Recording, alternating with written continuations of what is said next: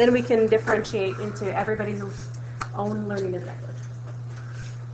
Okay, so this is 4-4 part 2. We have to look at if our polynomial, if our quadratic is factorable first. If there is something that has a common factor that I can get out of everything, I want to do that first.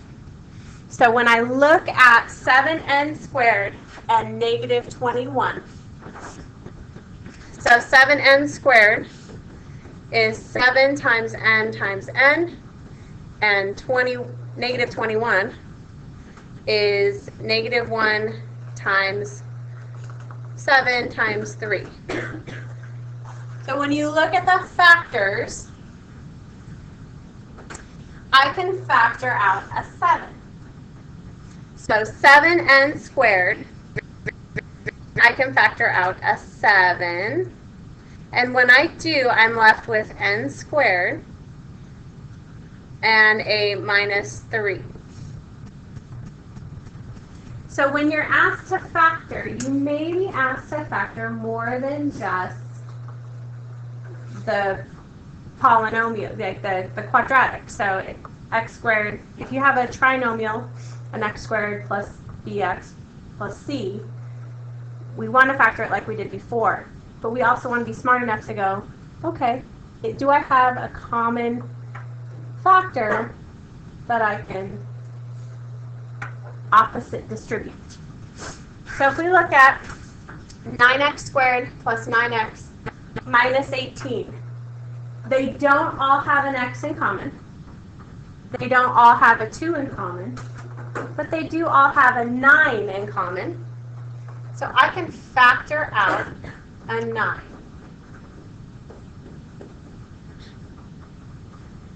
Once you factor out your common term, you can then apply the rules that we did in the previous section where we say, okay, what two numbers multiply?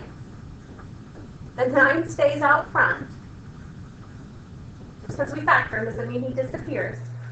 What two numbers multiply to give me negative 2 and add to give me positive 1?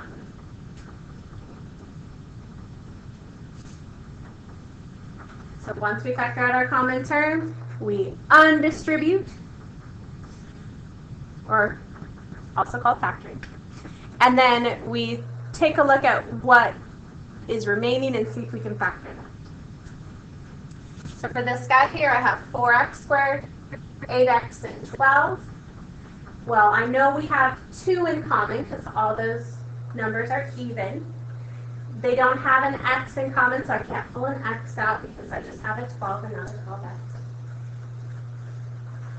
2 is a common factor, but it is not the greatest common factor. Because out of 4, 8, and 12, if you look at 4x squared, and you guys can do this if you need to factor each individual one out to see what's common, you definitely can. 4 breaks down into 2 times 2, and x squared breaks down into x times x. 8 breaks down into 2 times 2 times 2, and 12 breaks down into 2 times 2 times 3. So if you look, they all have a 2 in common. They all have another 2 in common. So really their greatest common factor is 4. You can use the little factor trees if you need to. At this point in Advanced Algebra 2, I don't use the factor trees. But if you need to, do what you need to do. So once I factor out the 4, I'm left with x squared, 2x, and 3.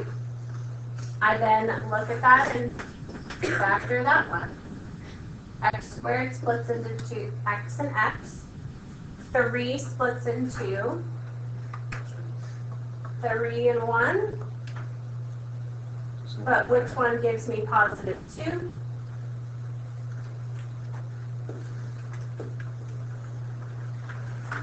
So 3, what is 3 plus 1? It's 4. So this guy, in fact, is not factorable beyond factoring out 4. I know, that's what I was too. I was like, it's okay. And then if we think logically, this is a parabola. He's sunny side up. His y-intercept is at 3. So if his y-intercept is at 3 and he's sunny side up, he is never going to cross and be 0. So he won't have any factors. All right, so let's do 2 more examples. There is a scenario where you might have a coefficient in front of your squares term. In that case, we got to be a little bit more creative and a little bit more willing to try a couple of different problems or a couple of different factors, and if it doesn't work, it doesn't work.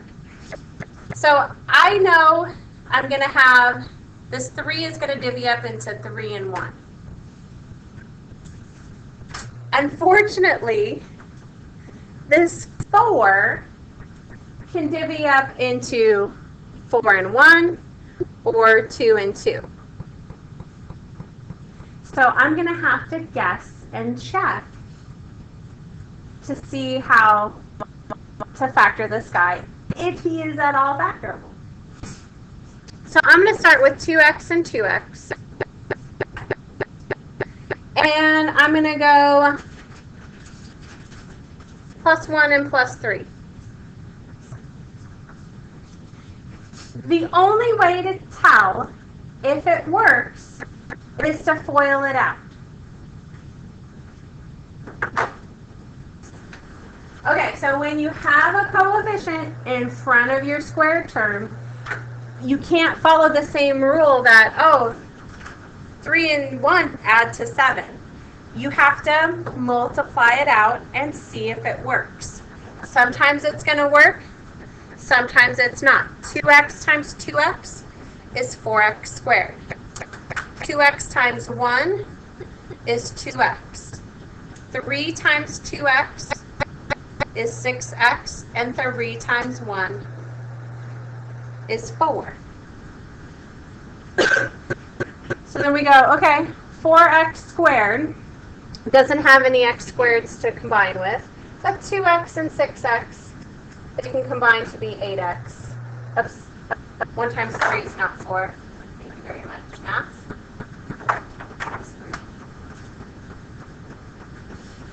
So in this case, my 2 numbers in my 2 x values, or my 2 x terms, added to give me 8x. That is not what I need. So we need to try again. And it's okay to do it and not get the right one to start off with. So I'm going to keep my 2x and 2x. Is it going to make a difference if I switch 3 and 1? No, because I'm still going to multiply them by 2x, and it's still going to give me. So instead of 2x, I'm going to use my other factors of 4. What are our other factors of 4? Besides 2 and 2. 4 and 1. Okay. I am definitely not going to put my larger number in a place where it can multiply by 4. Because what is 3 times 4? 12. I want my number to be less, it's 7. It's got to be definitely less than 12. So I'm going to put my 3 tucked up next to my 4x so that the 3 times the 4x doesn't happen. And then we're going to FOIL it out and see if we get our 7x for our middle term. 4x times 1x is 4x squared. 4x times 1 is 4x. 3 times 1x is 3x. And 3 times 1 is 3. My 4x squared stays. These two add together to give me 7x. And the last term is plus 3. Bingo, that's the one we want.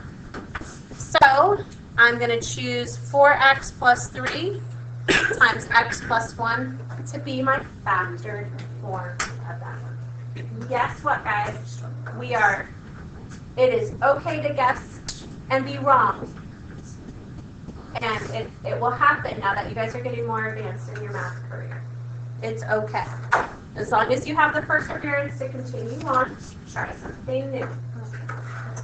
Okay, so let's look at this guy. He is 2x squared minus 7x plus 6.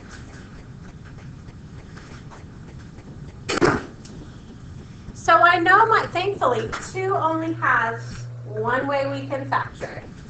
You can only go 2 and 1. But 6 has a couple different ways we can factor 6. And I'm going to say, you look at the sign of your middle term, it is negative 7. So that tells me what kind of numbers do I have to have that will multiply to give you a positive, but they have to multiply to give you a positive. Right? Do you concur? So negative 1, negative 6 is an option. What are the other factors of 6? Negative 2 and negative 3. So we are going to just try. These ones I definitely know. Is it smart of me to multiply by my bigger number by the 2? Well, if I'm using 6, 6 times 2 is 12. That's going to not match up with the negative 7. It's possible, but I only have the 1x here. I don't know. We'll see. So I'm going to go minus 6 minus 1. See what happens. So we have to FOIL those out. First, we get 2x squared minus 2x minus 6x plus 6. So that's 2x squared minus 8x plus 6. Unfortunately, the minus 8x does not match up. I do have the option to switch the 6 and the 1.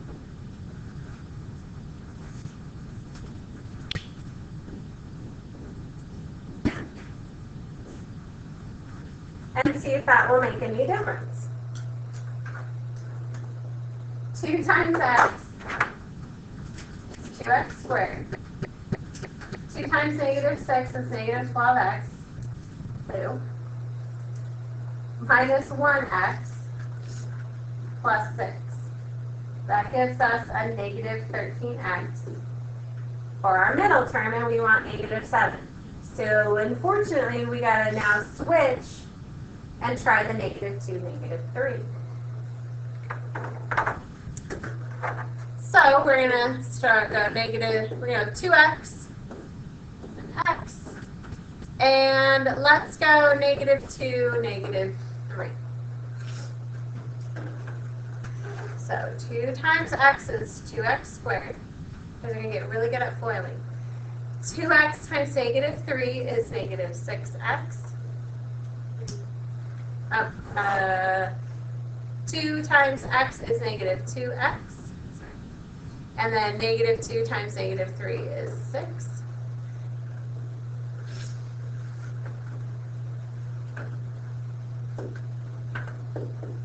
So unfortunately, now we are still at negative 8x. So let's switch the negative 2 and negative 3.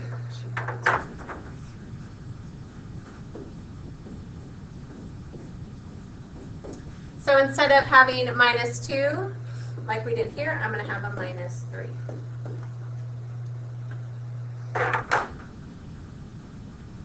And my fingers are really crossed for this one, because we're out of options if this doesn't work. 2x times x is 2x squared. 2x times negative 2 is negative 4x. Negative 3 times x is negative 3x. Negative 3 times negative 2 is 6. And I get 2x squared minus 7x plus 6. Yay! Yay! We have the right middle term. It matches the minus 7x. So 2x minus 3 times x minus 2 is the answer to factoring 2x squared minus 7x plus 6.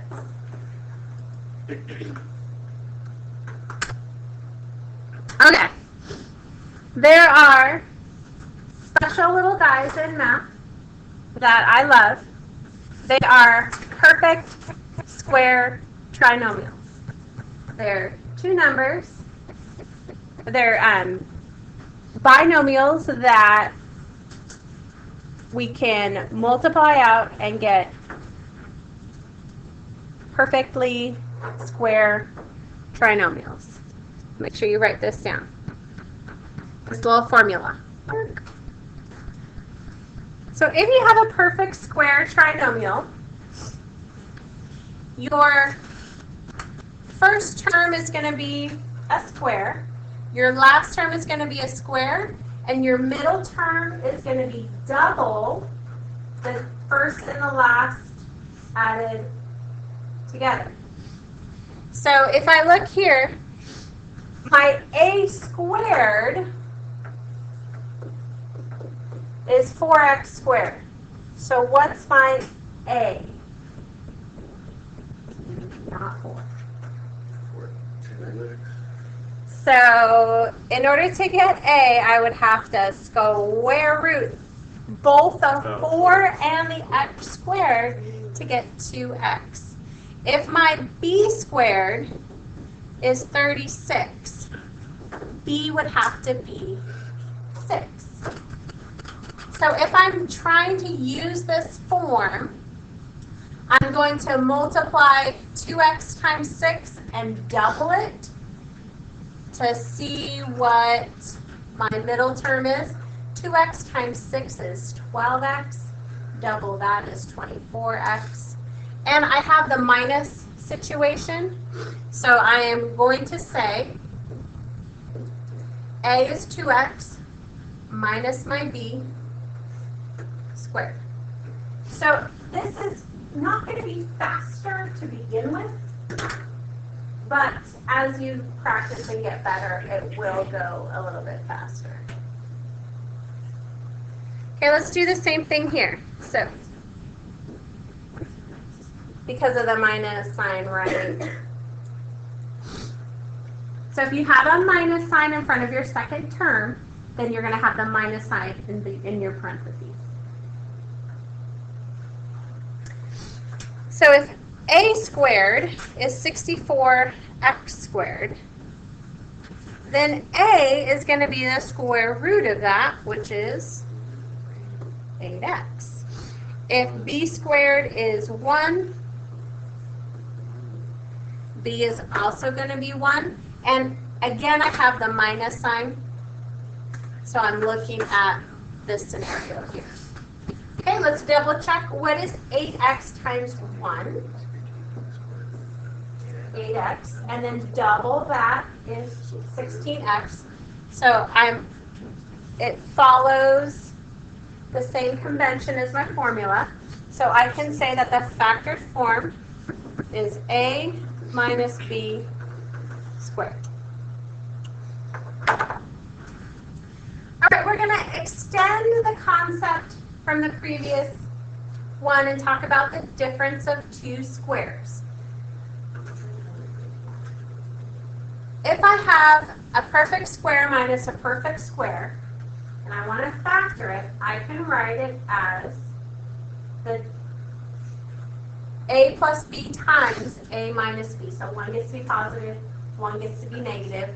What happens when we FOIL is that middle term goes away. So let me show you how this works.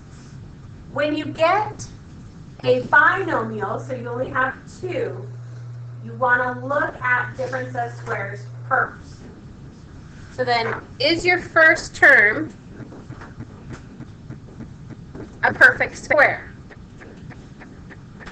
A squared is equal to 25x squared. So a has to be 5x. b is 49. Sorry, b squared is 49. So b has to be 7. So I have two perfect squares. To factor them, I just go 5x plus 7 and 5x minus 7. Okay. All right, so if I want to find the factor of 16x squared minus 81, a would be the square root of 16x squared, which is 4x. B would be the square root of 81, which is 9. And the factored form would be 4x plus 9 and 4x minus 9.